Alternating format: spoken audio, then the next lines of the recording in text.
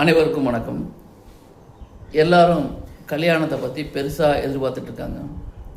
கல்யாணம்ங்கிறது ஒரு ஆயிரங்காலத்து பயிர். எல்லாருக்கும் கல்யாணம் நினச்ச மாதிரி நடக்கிறதில்ல, அமைஞ்சாலும் சரியாக இருப்பதில்லை. கல்யாணம் நடந்தால் போதும், பொண்ணு கிடைச்சா போதும் அப்படிங்கிற கான்செப்டில் நம்ம பேச முடியாது, பார்க்க முடியாது. ஏன்னா ஒருத்தருடைய ஜாதக அமைப்பிலே அவருக்கு திருமண வாழ்க்கை இப்படி தான் இருக்கும் அப்படின்னு ஆல்ரெடி தீர்மானம் பண்ணப்பட்டால் மட்டும்தான் அந்த மாதிரி ஒரு ஜாதக அமைப்பு அவங்களுக்கு கிடைக்கும். இப்போது பொதுவாக ஒரு இந்த காலத்தில் ப்ராக்டிக்கலாக பார்க்கும் பொழுது எல்லாருமே 30 வயசுக்கு மேலே தான் திருமணம் பண்ணுறாங்க. ஆணாகட்டும் பெண்ணாகட்டும். என்ன தேவை அப்படின்னா, ஆணும் வேலைக்கு போகிறாங்க, பெண்ணும் வேலைக்கு போகிறாங்க. அப்படிங்கும்போது அவங்களுடைய தேவைகளை பூரா ஃபுல்ஃபில் பண்ணிவிட்டு அதுக்கப்புறம் தான் அலையன்ஸுங்கிற ஒரு கான்செப்டுக்கே வர்றாங்க. இப்போ இஎம்ஐங்கிறது எல்லாத்துக்கும் வந்துருச்சு. அப்போ எல்லோரும் அவங்க தேவைகளை கொஞ்சம் சொகுசு பண்ணிக்கிட்டு அதுக்கப்புறம் மாப்பிள்ளை பார்க்கலாம், பொண்ணு பார்க்கலான்னு போகிறனால எல்லாத்துக்கும் இப்போ காமனாகவே 30 வயசுக்கு மேலே தான் ஆணுக்கும் சரி பெண்ணுக்கும் சரி திருமண வாய்ப்புகள் அப்படிங்கிறது பேசப்படுது. வேலைக்கு போகாமல் இருக்கிற பெண்கள் சில பேர் வேணால் ஏர்லியாக திருமணம் பண்ணலாம் குடும்ப சூழல் காரணமாக. ஆனால் இப்போது இந்த மாடர்ன் உலகத்தில் பார்த்திங்கன்னா ஆணும் சரி பெண்ணும் சரி வேலைக்கு போகிறனால அவங்க கொஞ்சம் செட்டில் ஆகிட்டு கையில் காசு பணம் வச்சுட்டு பார்க்கலாம் அப்படிங்கிறது பார்க்கறதுனால நார்மலாகவே 30 வயசுக்கு மேலே ஆகிடுது. அப்போ கால தேச வர்த்தமானம் அப்படின்னு ஒன்று இருக்குது. ஒரு மனிதனுக்கு பார்த்த கொஞ்ச நாள்லேயே திருமணம் அமையணும்னா அவர் ஜாதகத்தில் 2ஆம் இடம் சுத்தமாக இருக்கணும், 7ஆம் இடம் சுத்தமாக இருக்கணும். 2ஆம் இடம் பாதிக்கப்படக்கூடாது, 7ஆம் இடம் பாதிக்கப்படக்கூடாது. அதே சமயத்தில் ஆணாக இருந்தால் களத்திரக்காரகன் சுக்கிரன் நல்லா இருக்கணும். பெண்ணாக இருந்தால் களத்திரக்காரகன் செவ்வாய் நல்லா இருக்கணும். இப்போது ஒரு ஜாதகத்தில் ஆண் ஜாதகம்னு எடுத்துக்கோங்க. அந்த ஆண் ஜாதகத்தில் 2ஆம் அதிபதி 7ஆம் அதிபதி இவங்க எப்படி இருக்காங்கன்னு பார்க்கணும். 2ஆம் இடமும் கெட்டு போகக்கூடாது, 7ஆம் இடமும் கெட்டு போகக்கூடாது. சில பேர்த்துக்கு 2ஆம் இடம் 7ஆம் இடம் கெட்டு போய் 9ஆம் இடம் வளர்த்துருக்கும். அப்படி வளர்த்துருந்தால் அந்த மாதிரி நபர்களுக்கு தான் 2ஆம் திருமணம் அப்படிங்கிற ஒரு கான்செப்ட் வருது. பொண்ணு பார்த்துருப்பாங்க, அந்த பொண்ணு இவருக்கு பிடிக்காது, ஏதோ ஒரு வகையில் பொண்ணு கிடைச்சா போதும் கல்யாணம் பண்ணிடுவார். ஆனால் மன ரீதியாக அவங்களுக்கும் அந்த பெண்ணுக்கும் ஒரு பிரச்சனை கருத்து வேறுபாடு பிரிய உண்டான சூழலாக ஏற்படும். அப்போ இது முன்னாடியே பார்க்க முடியாதுன்னு கேட்டால் கண்டிப்பாக முன்னாடியே பார்த்துடலாம். ஒரு ஜாதகத்தை பார்க்கும் பொழுது இவங்களுக்கு திருமண வாழ்க்கை இப்படி தான் இருக்கும் அப்படின்னு ஜாதகருக்கு தெரிவித்தா கூட அவங்க யாரும் அதை மைண்ட் பண்ணிக்கிறது இல்லை. பொண்ணு கிடைச்சா போதும் சரி அப்படின்னு அவசரமாக இந்த காலகட்டத்துக்கு தகுந்த மாதிரி உடனே மண்டபத்தை புக் பண்ணி திருமணம் பண்ணிடுறாங்க. திருமணம் பண்ணுறதுங்கிறது ஜாதக ரீதியாக பிரச்சனைகள் இருந்தாலுமே அவங்க பண்ணக்கூடிய அந்த முகூர்த்தம் நல்லா இருந்தால் ஓரளவுக்கு நல்லா வாழ்வாங்க. ஜாதகமும் சரியில்லை, முகூர்த்தமும் சரியில்லைன்னா பிரச்சனைகள் ஜாதகருக்கு தொடர்ந்து வந்துக்கிட்டு தான் இருக்கும். அப்போ இந்த ப்ராக்டிக்கல் காலத்தில் யாரும் யோசிக்க மாட்டாங்க. காரணம் என்னன்னு கேட்டிங்கன்னா, மண்டபமே கிடைக்க மாட்டேங்குது. ஏன்னா கொஞ்சம் சொகுசாக வைக்கணும், ஆள் எல்லாத்தையும் கூப்பிட்டு கிராண்டாக பண்ணணும் அப்படிங்கும் பொழுது ஒரு பெரிய மண்டபம் எப்போ முகூர்த்த தேதி கிடைக்குதோ அப்போ மண்டபத்தை புக் பண்ணிட்டு வந்து தான் பத்திரிக்கை அடிக்க கொடுக்குறாங்க. அப்போ அந்த திருமணம் அவங்க குறித்த நாள் சரியாக இல்லை என்றால், என்னதான் வசதி வாய்ப்புகள் சொத்து சுகங்கள் இருந்தாலும் திருமண தேதி சரியில்லை என்றால் அந்த வாழ்க்கை பிரச்சனைக்குரியதாக மாறிவிடும். இவங்களுக்கு தெரியாது, ஆசை 60 நாள் மோகம் 30 நாள் போய்கிட்டு இருக்கும்.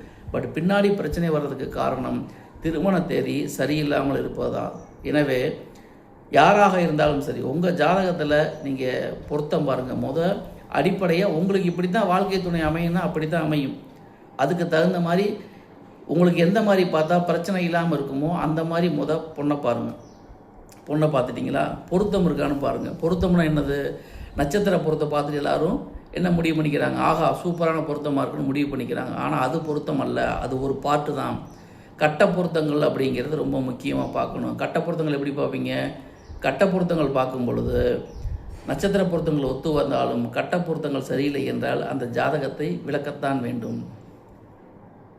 சரி, நட்சத்திர பொருத்தம் இருக்குது, கட்ட பொருத்தமும் இருக்குது அப்படின்னா நீங்கள் முகூர்த்தம் பண்ணுற தேதி நல்ல தேதியாக இருக்க வேண்டும். அந்த முகூர்த்தம் பண்ணுற தேதியிலும் குளறுபடிகள் இருந்தால், ஜாதக பொருத்தம் நல்லா இருந்தாலும் கட்ட பொருத்தம் நல்லா இருந்தாலும் திருமணமான தேதி சரியில்லை என்றால் அவர்களுக்குள் ஒருமித்த கருத்து ஏற்படாது, முரண்பாடுகள் ஏற்படும், கான்ட்ராக்ஷன் அதிகமாக இருக்கும். அப்போ கான்ஃப்ளிக்ட் ஓவராக போகும். அப்போ இதெல்லாம் நீங்கள் தெரிஞ்சுக்கிட்டு என்ன பண்ணணும் அப்படின்னா, திருமண பொருத்தம், நட்சத்திர பொருத்தம், கட்ட பொருத்தம், இதை தவிர திருமணம் பண்ணக்கூடிய அந்த தேதி இருவருக்கும் நன்றாக இருக்க வேண்டும்.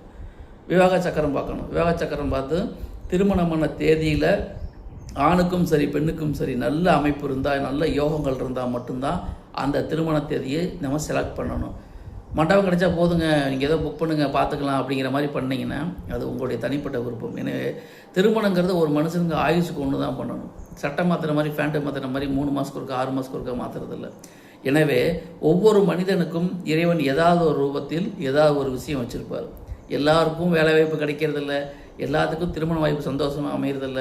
வேலைக்கு போய் ஹை செட்டில் ஆகக்கூடிய எத்தனையோ பேருக்கு பொண்ணு கிடைக்காமல் இருக்காங்க. அதே சமயத்தில் பொண்ணு கிடைச்சா போதுன்னு வாழ்க்கையை திருமணம் பண்ணிகிட்டு இருக்கவங்க பொருளாதார ரீதியாக சிரமப்படுறாங்க. ஆக ஒன்று கிடைச்சா ஒன்று கிடைக்கும், ஒன்று கிடைச்சா ஒன்று கிடைக்காது அப்படிங்கிறதா லைஃப் தியரி. எல்லாத்துக்கும் எல்லாமே கிடைச்சதில்ல. ஒன்று கிடைக்கிற மாதிரி இருந்தால் ஒரு விஷயம் இலக்கத்தான் வேணும். இப்போ வேலை வாய்ப்பு நீங்கள் சம்பாதிக்கணும்னு ஆசைப்பட்டு வேலைக்கு போனீங்கன்னா வீட்டில் ஃபேமிலியோடு இருக்க முடியாது. ஃபேமிலியோடு ஒன்றா இருந்தீங்கன்னா சம்பாதிக்க முடியாது. அப்போ ஏதோ ஒரு லூப் ஹோல் இருக்குது. அப்போ இது கிடைக்கணும்னா ஒன்று இழந்து தான் ஆகணும் அப்படிங்கிறது இயற்கை நீதி. எனவே திருமண பந்தம் அப்படிங்கிறது உங்கள் ஜாதகத்தில் ஆல்ரெடி தீர்மானிக்கப்பட்டது. இது ஆணாகட்டும் பெண்ணாகட்டும். அப்போ உங்கள் வாழ்க்கை தரம் எப்படி இருக்கும், எந்த மாதிரி அமையும், நீங்கள் எந்த மாதிரி பொண்ணு பார்த்தா உங்களுக்கு பிரச்சனை இல்லாமல் போகும் அப்படிங்கிறது உங்கள் ஜாதகத்தில் ஆல்ரெடி ஃப்ரீ டிஃபைன்டு. அது என்னன்னு பார்த்துட்டு அதுக்கு தகுந்த மாதிரி நீங்கள் உங்கள் பொண்ணை பாருங்கள். பொண்ணை பார்த்தா மட்டும் பார்த்தாது. இந்த காலகட்டத்தில் எல்லோரும் ஃபேன்சியாக தான் இருப்பாங்க, மாடர்னாக தான் இருப்பாங்க, கையில் காசு பணம் வச்சு தான் இருப்பாங்க.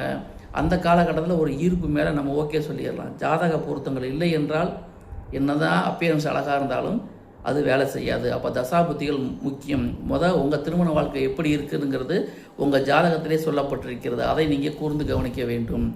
இது எல்லாத்தையும் பார்த்துட்டு நட்சத்திர பொருத்தம், கட்ட பொருத்தம், திருமண தேதி இது எல்லாம் சிறப்பாக அமைஞ்சால் அவங்களுக்குள் கருத்து வேறுபாடு வந்தாலும் பெரிய அளவு விரிசல் இல்லாமல் குடும்பத்தை அந்யோன்யமாக நடத்திக்கிட்டு போகிறதுக்கு எதுவாக இருக்குமே தவிர, இந்த காலகட்டத்தில் ஆணும் சம்பாதிக்கிறேன், பெண்ணும் சம்பாதிக்கிறேன், நீயும் லட்சங்கள் சம்பாதிக்கிறேன், நானும் லட்சங்கள் சம்பாதிக்கிறேன், உங்கள்கிட்டையும் ஏடிஎம் கார்டு இருக்குது, என்கிட்டையும் ஏடிஎம் கார்டு இருக்குது, உங்கள்கிட்டையும் கிரெடிட் கார்டு இருக்குது, என்கிட்டையும் கிரெடிட் கார்டு இருக்குது, நீ என்ன பெருசு நான் என்ன சிறுசுங்கிற மனநிலை இந்த காலகட்டத்தில் வந்துருச்சு.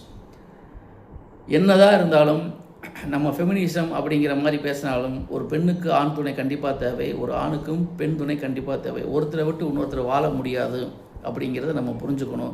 திருமணங்கிறது 1000 காலத்து பயிர். என்னதான் மாடர்னாக கம்ப்யூட்டர் செல்லுன்னு வந்தால் கூட கணவன் மனைவி உறவு என்பது மிக மிக புனிதமானது. ஒரு ஆணுக்கு பெண் கொடுக்கும் தைரியமும் ஒரு பெண்ணுக்கு ஆண் கொடுக்கும் தைரியமும் வாழ்வில் உந்து சக்தியாக இருந்து லைஃப்பை லீட் பண்ணுறதுக்கு அவசியமானது. எனவே இந்த அவசியங்கள் தொலைந்து போவதற்கு காரணம் தேவையில்லாமல் பொருத்தம் பார்க்காம திருமணம் பண்ணி, திருமணத்து தேவையில்லாமல் சம்மந்தம் இல்லாமல் தேதியில் பண்ணி பிரச்சனைகள் நம்மளாம் வர வச்சுக்கக்கூடாது. எனவே உங்கள் வாழ்க்கை சந்தோஷமாக இருக்கிறதும் சங்கடமாக இருக்கிறதும் நீங்கள் பண்ணுற செயல்கள் தான். எனவே திருமண வாழ்க்கை ஈடுபட விரும்புபவர்கள் உங்கள் ஜாதக ரீதியாக எந்த மாதிரி பொண்ணு அமையும் அதை முடிவு பண்ணிவிட்டு அதுக்கப்புறம் திருமண தேதியை விவாக சக்கரம் போட்டு பார்த்துட்டு அதுக்கப்புறம் நீங்கள் திருமணம் பண்ணால் நிச்சயமாக உங்கள் வாழ்க்கை நல்லாயிருக்கும் அப்படிங்கிறது பொதுவான தகவல். உங்கள் ஜாதகத்தில் எப்படி இருக்கோ அப்படியேப்பட்ட வாழ்க்கை துணை தான் உங்களுக்கு அமையும் அப்படிங்கிறது உண்மையான விஷயம். நன்றி நேயர்களை. மீண்டும் அடுத்த பதிவில் வேறொரு தலைப்பில் உங்களை சந்திக்கின்றேன். அதுவரை உங்களிடமிருந்து விடைபெறுவது உங்கள் ஜெயம் வேணுகோபால். இந்த பதிவை லைக் பண்ணுங்கள், கமெண்ட் பண்ணுங்கள், ஷேர் பண்ணுங்கள். நான் சொல்கிற விஷயங்கள் உங்களுக்கு பிடிச்சிருந்தா, உங்களுக்கு பொருந்தி வர்ற மாதிரி தெரிஞ்சால் எல்லாத்துக்கும் இந்த பதிவை ஷேர் பண்ணுங்கள், கமெண்ட் பண்ணுங்கள். நன்றி, வணக்கம்.